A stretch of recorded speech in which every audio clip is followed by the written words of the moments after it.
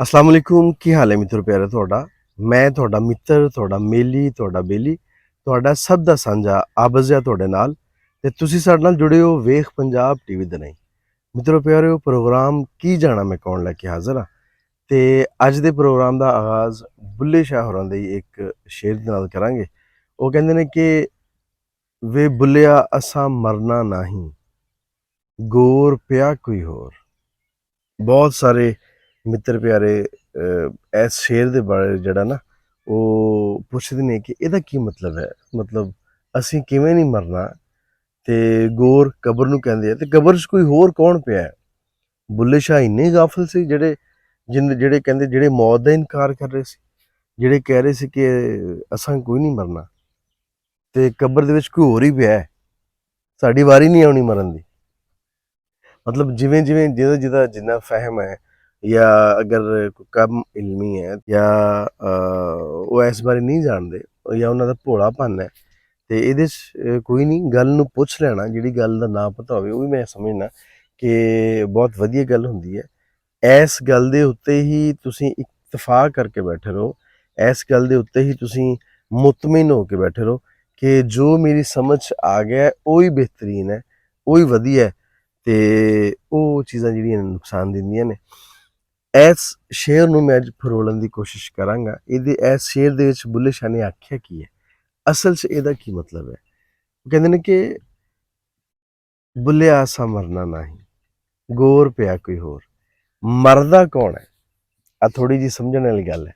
ਸਾਡਾ ਜਿਹੜਾ ਜਿਸਮ ਹੈ ਨਾ ਆ ਮਰ ਜਾਂਦਾ, ਰੂਹ ਜਿਹੜੀ ਹੈ ਉਹ ਖਿੱਚ ਲਈ ਜਾਂਦੀ ਹੈ, ਰੂਹ ਜਿਹੜੀ ਹੈ ਉਹ ਆਲਮੇ ਅਰਵਾਹ ਦੇ ਜਿੱਥੋਂ ਆਈ ਹੈ ਉੱਥੇ ਟੁਰ ਜਾਂਦੀ ਹੈ, ਰੱਬ ਦੇ ਨਾਲ ਜਾ ਕੇ ਮਿਲ ਜਾਂਦੀ ਹੈ। ਵਿਸਾਲ ਕਹਿੰਦੇ ਨਾ ਅਸੀਂ ਕਿ ਵਿਸਾਲ ਹੋ ਗਿਆ ਫਲਾਂ ਬੰਦੇ ਦਾ, ਵਿਸਾਲ ਵਸਲ ਮਿਲਣ ਦੇ ਮਾਇਨੇ ਇਹਦੇ, ਰੱਬ ਦੇ ਨਾਲ ਮੁਲਾਕਾਤ ਹੋ ਜਾਂਦੀ ਹੈ ਰੂਹ ਦੀ ਜਾ ਕੇ।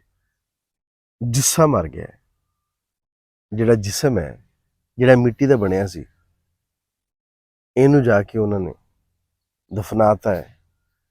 ਕਿਸੇ ਨੇ ਦਫਨਾਤਾ ਹੈ, ਕਿਸੇ ਨੇ ਸਾੜਤਾ ਹੈ, ਕਿਸੇ ਨੇ ਪਹਾੜਾਂ ਤੇ ਰੱਖਤਾ ਹੈ। ਜਿਵੇਂ ਜਿਵੇਂ ਜਿਹਨੂੰ ਸਮਝ ਆਈ, ਜਿਹਦੇ ਮਜ਼ਹਬ ਦੇ ਵਿੱਚ ਜਿਵੇਂ ਜਿਵੇਂ ਕਿਸੇ ਨੂੰ ਸਮਝ ਆਈ ਉਵੇਂ ਉਵੇਂ ਨੇ ਕਰਤਾ।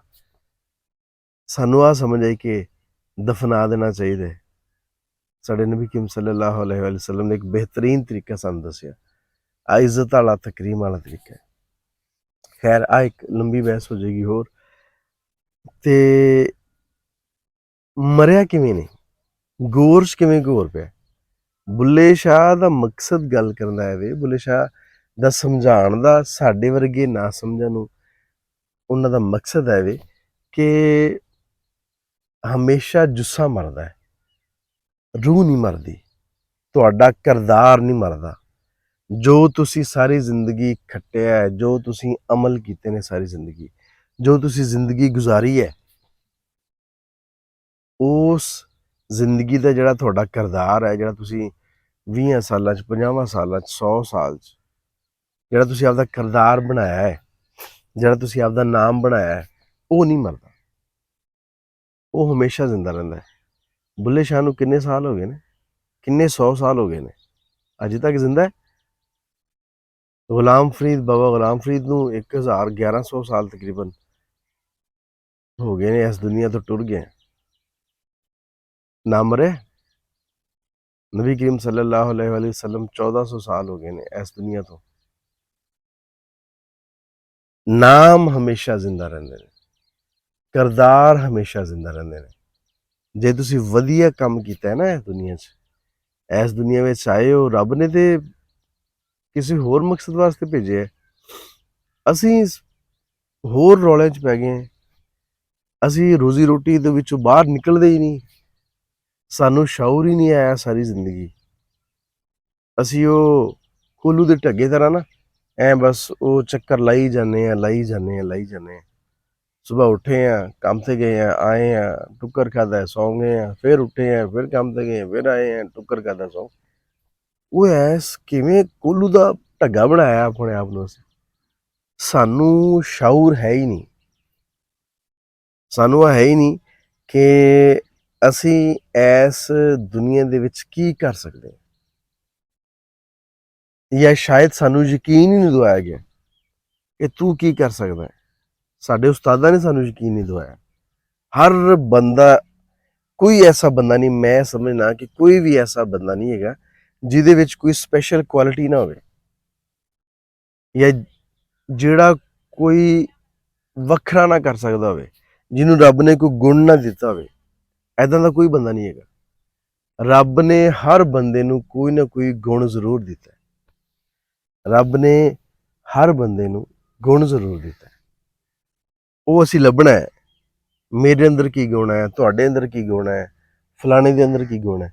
ਜਦੋਂ ਸਾਨੂੰ ਉਸ ਗੁਣ ਦਾ ਪਤਾ ਲੱਗ ਗਿਆ ਨਾ ਕਿ ਸਾਡੇ ਅੰਦਰ ਆਹ ਖਾਸੀਅਤ ਹੈ, ਆਹ ਅਬਿਲਿਟੀ ਹੈ, ਫਿਰ ਅਸੀਂ ਉਸ ਟਰੈਕ ਤੇ ਟੁਰ ਪਏ ਤੇ ਫਿਰ ਅਸੀਂ ਕਾਮਯਾਬ ਹੋ ਜਾਵਾਂਗੇ।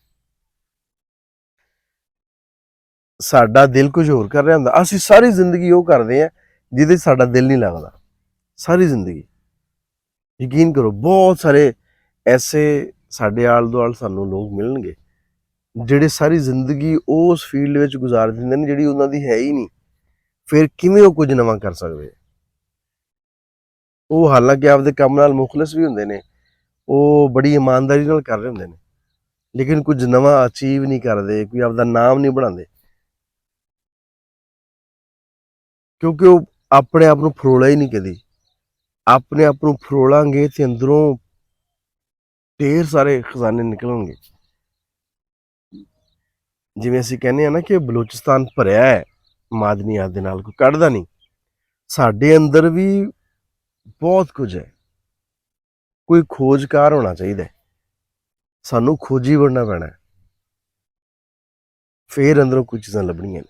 ਕੋਈ ਥੋੜਾ ਜਿਹਾ ਟਾਈਮ ਆਪਣੇ ਆਪ ਨੂੰ ਦੇ ਕੇ ਅਸੀਂ ਅੰਦਰੋਂ ਫਰੋਲਾ ਸ਼ੁਰੂ ਕਰੀਏ ਨਾ ਆਪਦਾ, ਉਹ ਜ਼ਿਆਦਾ ਨਹੀਂ ਤਾਂ ਕੋਈ ਅੱਧਾ ਘੰਟਾ ਘੰਟਾ ਹੀ ਆਪਣੇ ਆਪ ਨੂੰ ਦੇ ਲਈਏ ਰੋਜ਼ 24 ਘੰਟਿਆਂ 'ਚੋਂ, ਤੇ ਉਹ 1 ਘੰਟੇ ਦੇ ਵਿੱਚ ਜਾਂ ਅੱਧੇ ਘੰਟੇ ਦੇ ਵਿੱਚ ਤੁਸੀਂ ਆਪਣੇ ਬਾਰੇ ਸੋਚਣਾ ਸ਼ੁਰੂ ਕਰ ਦਿਓ ਨਾ ਕਿ ਯਾਰ ਮੇਰਾ ਦਿਲ ਕਿਹਦੇ 'ਚ ਲੱਗਦਾ ਹੈ, ਮੈਂ ਕੀ ਕਰ ਸਕਦਾ, ਮੈਨੂੰ ਕੀ ਕਰਨਾ ਚਾਹੀਦਾ ਹੈ।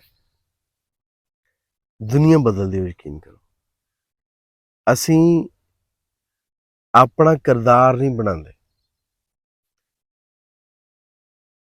ਅਸੀਂ ਬਸ ਇੱਕ ਆਮ ਲੋਕਾਂ ਤਰ੍ਹਾਂ ਨਾ ਜ਼ਿੰਦਗੀ ਗੁਜ਼ਾਰ ਕੇ ਚਲੇ ਜਾਂਦੇ ਹਾਂ। ਆਮ ਨਹੀਂ ਹੋਣਾ, ਅਸੀਂ ਖਾਸ ਹੋਣਾ ਹੈ। ਖਾਸ ਹੋਣ ਵਾਸਤੇ ਕੁਝ ਖਾਸ ਕਰਨਾ ਪੈਂਦਾ ਹੈ, ਫੇਰ ਨਾਮ ਹਮੇਸ਼ਾ ਜ਼ਿੰਦਾ ਰਹਿੰਦੇ ਨੇ। ਜੁੱਸਾ ਸੜ ਜਾਵੇ, ਗਲ ਜਾਵੇ, ਮਿੱਟੀ ਹੋ ਜਾਵੇ, ਇਹਨੇ ਹੋ ਵੀ ਜਾਣਾ, ਇਹਦੀ ਕੋਈ ਮਿਆਦ ਨਹੀਂ ਹੈਗੀ।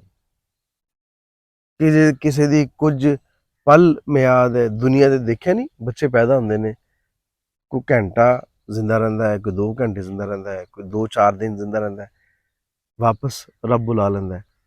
ਕੋਈ ਇੱਥੇ 100 ਸਾਲ ਗੁਜ਼ਾਰ ਕੇ ਜਾਂਦਾ। ਇਹਨੇ ਮਰਨਾ ਹੀ ਹੈ, ਇਹਨੇ ਖਤਮ ਹੋਣਾ ਹੀ ਹੈ। ਕਿਰਦਾਰ ਨੇ ਹਮੇਸ਼ਾ ਜ਼ਿੰਦਾ ਰਹਿਣਾ ਹੈ। ਜੋ ਤੁਸੀਂ ਇਸ ਲੁਕਾਈ ਦੇ ਭਲੇ ਲਈ ਕੀਤਾ ਹੈ, ਜੋ ਤੁਸੀਂ ਇਸ ਦੁਨੀਆ ਵਿੱਚ ਕੀਤਾ ਹੈ, ਜਿਹਦੇ ਵਿੱਚ ਤੁਹਾਡੀ ਨੀਅਤ ਆ ਸ਼ਾਮਲ ਸੀ ਕਿ ਮੈਂ ਆ ਕਰਾਂ, ਰੱਬ ਦੀ ਮਖਲੂਕ ਹੈ, ਚਲ ਰੱਬ ਨੇ ਬਣਾਇਆ ਕਿੰਨੇ ਪਿਆਰ ਦੇ ਨਾਲ ਨਾ ਹਰ ਬੰਦੇ ਨੂੰ, ਤੇ ਮੈਂ ਆ ਆਸਾਨੀਆਂ ਪੈਦਾ ਕਰ ਜਾਵਾਂ ਤਾਂ ਜੇ ਰੱਬ ਨੂੰ ਪਸੰਦ ਆ ਜਾਵਾਂ, ਫੇਰ ਦੇਖਿਆ ਜੇ ਹਮੇਸ਼ਾ ਜ਼ਿੰਦਾ ਰਹੋਗੇ।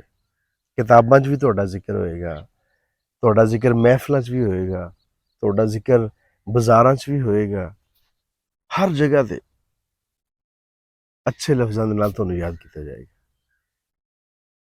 ਵੇ ਬੁੱਲਿਆ ਅਸਾਂ ਮਰਨਾ ਨਹੀਂ, ਗੌਰ ਪਿਆ ਕੋਈ ਹੋਰ। ਆ ਜਿਹੜਾ ਜੁੱਸਾ ਸਾਡਾ ਹੈ ਹੀ ਨਹੀਂ, ਆ ਪਿਆ ਰਵੇ, ਅਸੀਂ ਇਹਨੂੰ ਕੀ ਕਰਨਾ? ਸਾਨੂੰ ਸਾਡੀ ਰੂਹ ਨੂੰ ਪਾਕ ਹੋਣਾ ਚਾਹੀਦਾ, ਸਾਡੀ ਰੂਹ ਨੂੰ ਸਾਫ਼ ਕਰਨਾ ਚਾਹੀਦਾ।